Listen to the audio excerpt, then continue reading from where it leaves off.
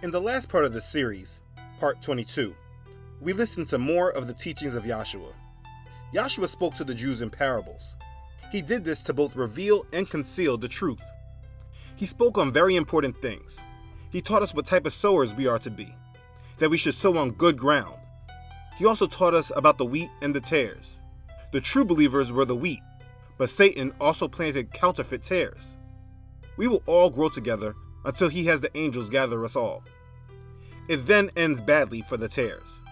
So please make sure your faith is true and genuine. He taught us about the mysteries of the kingdom of heaven. These things were not yet revealed to the Jews. He was bringing more and more understanding as his ministry continued. Not everyone understood. Yahshua said those with ears to hear would be able to understand him. Please remember, this message is true to this day. Not everyone will get what you're trying to say. You can't force it. I'm guilty of this myself. Just pray that they will open their ears to receive the truth.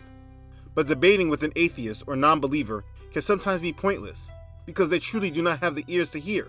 It can often sound foolish to them. So if they're not receiving you, just pray for them to have ears to hear. We are nearing the end of Yahshua's Galilean ministry. But before that point, Yahshua still does many more miracles. He casts out more demons and gives us important teachings. We need to hold on dearly to all of his wise words and make sure we continue to apply them to our lives. Everything he did and said had a message and or purpose to them. We study him so we can understand the messages and purposes more clearly. So let's do that now. Let's begin. So we last left Yahshua speaking with the disciples, going more in depth on the parables he just gave to the multitudes. On the same day, when evening had come, he said to them, "Let us cross over to the other side." Now when they had left the multitude, they took him along in the boat as he was, and other little boats were also with him. And a great windstorm arose, and the waves beat into the boat, so that it was already filling. But he was in the stern, asleep on the pillow, and they awoke him and said to him, "Teacher, do you not care that we are perishing?" Then he arose and rebuked the wind and said to the sea, "Peace, be still." And the wind ceased, and there was a great calm. But he said to them, "Why are you so fearful? How is it that you have no faith?" And they feared exceedingly and said to one another, "Who can this be, that even the wind and the sea obey him?" Even the disciples lacked faith when things got really out of hand. They had the Messiah, the son of Elohim, right amongst them, but they saw something that they believed was uncontrollable. They thought it was too big for him. They placed a limit on him. And imagine that, after all the things they saw him do, they still lacked faith. It can be even harder for us, because they were actually with him physically. But it does not matter. He is still with us.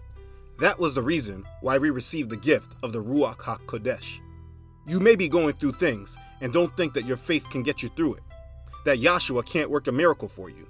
You may get so distracted by the obstacle that you forget who is in you and who is for you. Don't do this. You're giving up power.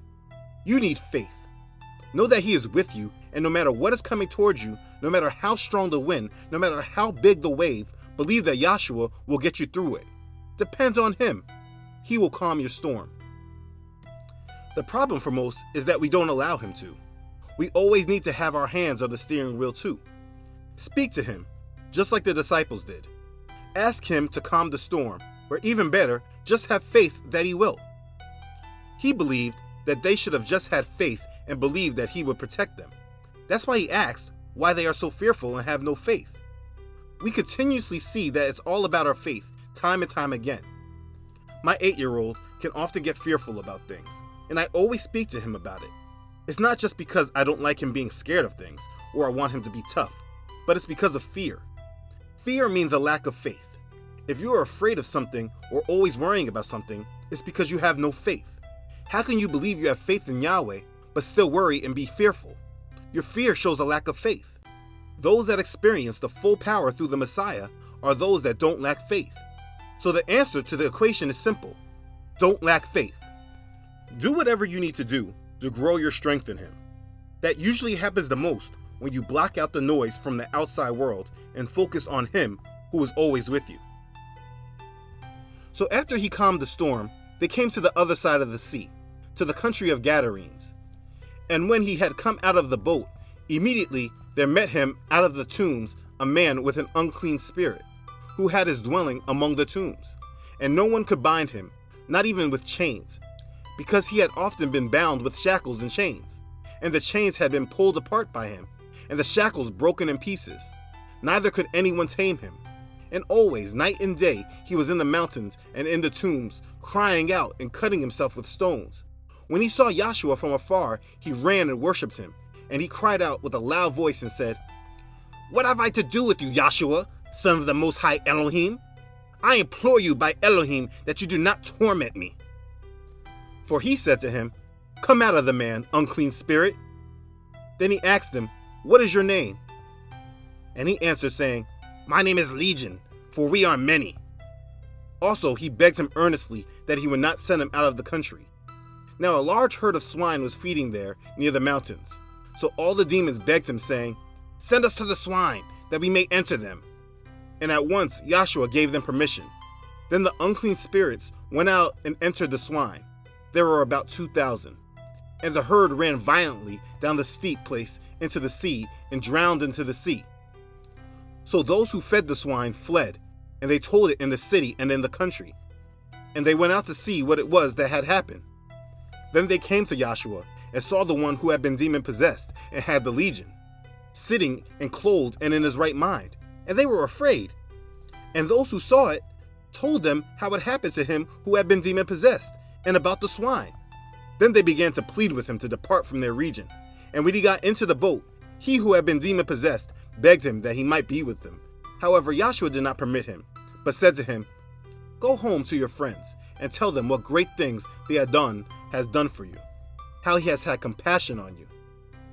And he departed and began to proclaim in Decapolis all that Yahshua had done for him, and all marveled. So this man was obviously known.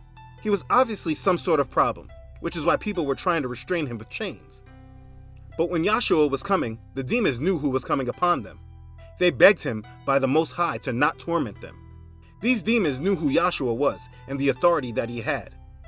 Don't ever forget that demons tremble in the fear of Yahshua. They hate a powerful believer because they have no power against them. So this is why Satan works hard to reduce our power. He's succeeding with that big time. I hope this series is reversing that though. But Yahshua commanded them to come out of that man. Understand this for these modern times. You know what we do today with people that act out and seem crazy?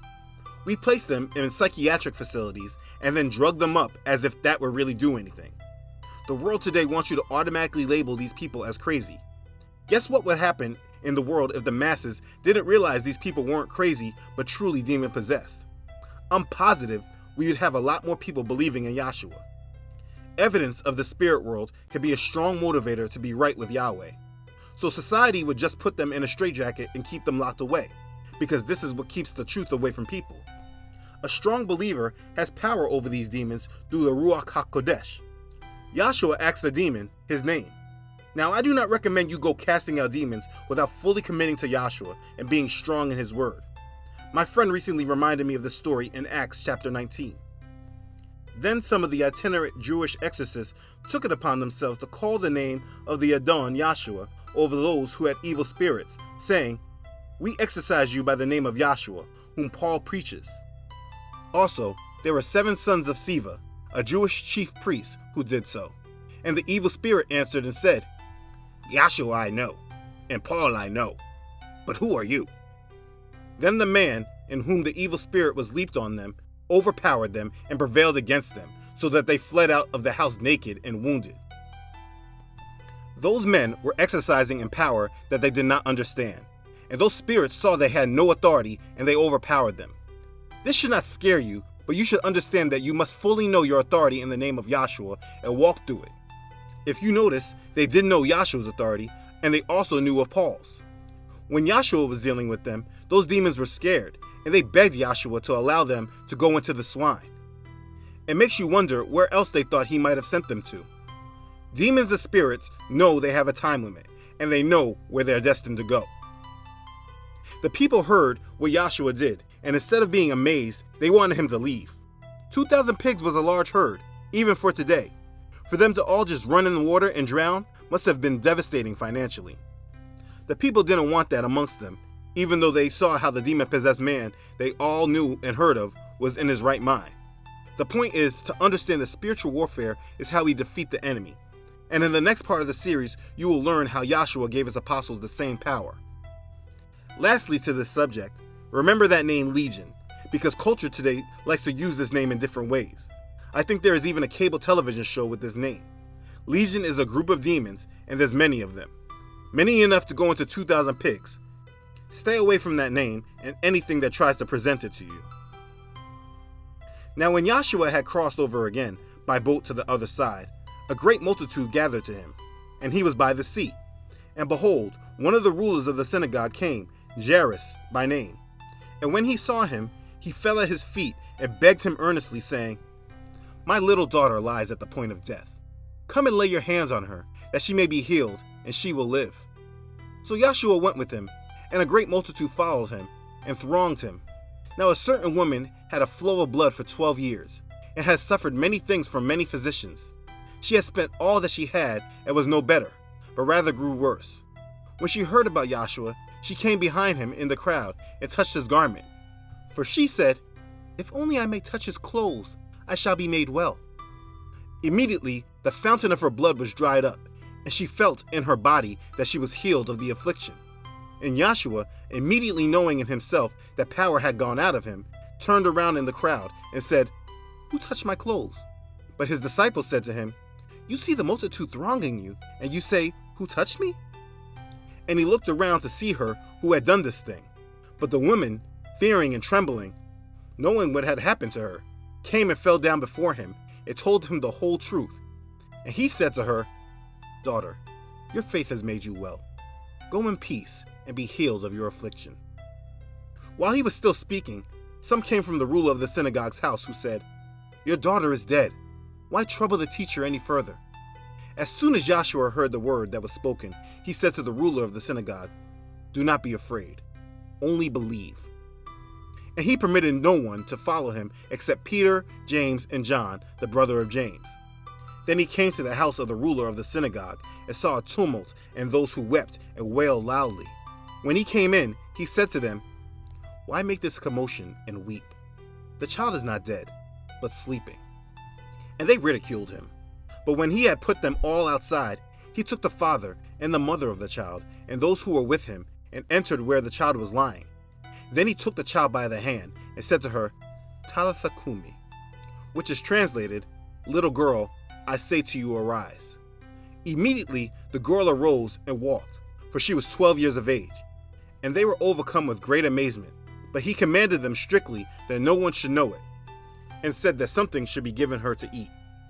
So let's discuss this. There were of course many that did believe in Yahshua. This woman with her affliction of blood needed help. No one was able to do anything for her. She went to many doctors, and in the end, she continued to get worse, not better. Understand, with her blood flow, according to the Torah, she was considered unclean, and anyone she touched would become unclean for one day. This is according to Leviticus 15:25-27. She came to be healed either way.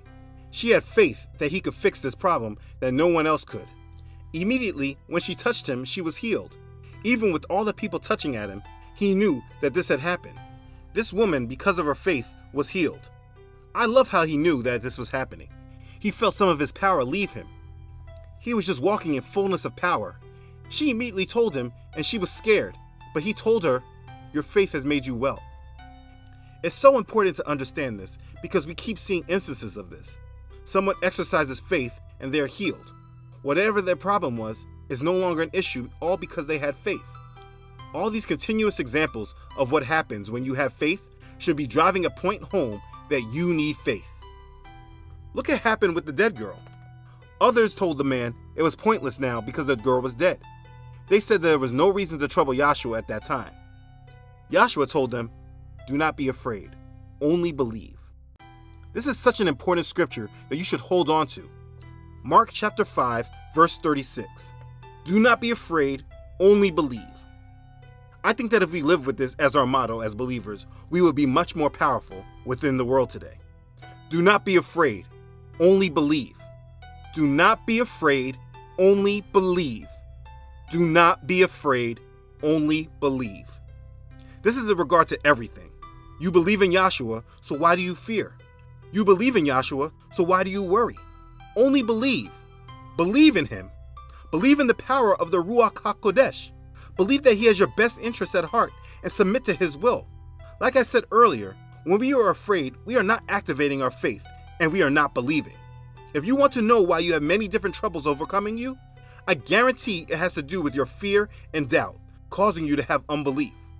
I know you believe in him, because you would not be watching this series if you did not. But are you believing in him fully? Be honest with yourself. When you see a mountain in your path, are you believing on him to move it or help you get around it? Or do you lack faith that allows you to be stuck and let the mountain win? Do not be afraid, only believe. Even when Yahshua still came to the house, the people in the house still ridiculed him, all the way until the little girl arose and walked. Then everyone was in amazement. And you know what? That's how it will be until he comes for us. People mocking our faith, telling you your faith is pointless, telling you there's nothing Elohim can do for you. The sad part is for many, these naysayers will keep you from walking in the full power of the Ruach. But now that you hear this, don't let it happen to you. Believe in him. Submit to him and his will. Allow him to work for you. He did these many things so that others will believe in him. He still works like that today. Last weekend, I baptized one of our subscribers. And while that was a blessing, we had no idea that walking out in our faith would also be a huge blessing in answer to a prayer for our oldest son. He needed someone his own age that believed the same way he did. The young man I baptized had some naysaying from his family, but he never let it stop him from doing what he felt led to do. While being obedient to his calling on his life, he never knew he would be the answer to someone else's prayers. Let Yahshua work through you, no matter how big the obstacle can be. You never know who else you're blessing, or whose prayers you may be answering. You may think that what you're doing is for yourself, but your obedience has chain reactions. Your faith has chain reactions. By the man having faith that Yahshua would heal his daughter, he brought about chain reactions of belief for many others. I love how faith works.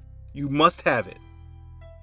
When Yahshua departed from there, 2 blind men followed him, crying out and saying, "Son of David, have mercy on us." And when he had come into the house, the blind men came to him, and Yahshua said to them, "Do you believe that I'm able to do this?" They said to him, "Yes, Adon." Then he touched their eyes, saying, "According to your faith, let it be to you." And their eyes were opened. And Yahshua sternly warned them, saying, "See that no one knows it." But when they had departed, they spread the news about him in all the country. As they went out, behold, they brought to him a man, mute and demon-possessed. And when the demon was cast out, the mute spoke, and the multitudes marveled, saying, "It was never seen like this in Israel." But the Pharisees said, "He cast out demons by the ruler of the demons." Then Yahshua went about all the cities and villages, teaching in their synagogues, preaching the gospel of the kingdom, and healing every sickness and every disease among the people. But he saw the multitudes. He was moved with the compassion for them, because they were weary and scattered, like sheep having no shepherd. Then he said to his disciples, "The harvest truly is plentiful, but the laborers are few. Therefore, pray the Adon of the harvest to send out laborers into his harvest." So he continued to heal and cast out demons. He showed his power, but he also noted that the laborers are few. Please be a laborer and shepherd these sheep. Do not leave the job for other people. Many of these churches are failing the flock. It's up to you, those who truly believe, to shepherd the lost sheep. But with all this, there is a recurring theme, and that is faith. Let's talk a little more about it. But first, these are the things you should take away from this part in the series. 1. Even the disciples lacked faith when things got really out of hand. 2. You may get so distracted by an obstacle that you forget who is in you and who is for you. Don't do this. You're giving up power. You need faith. 3.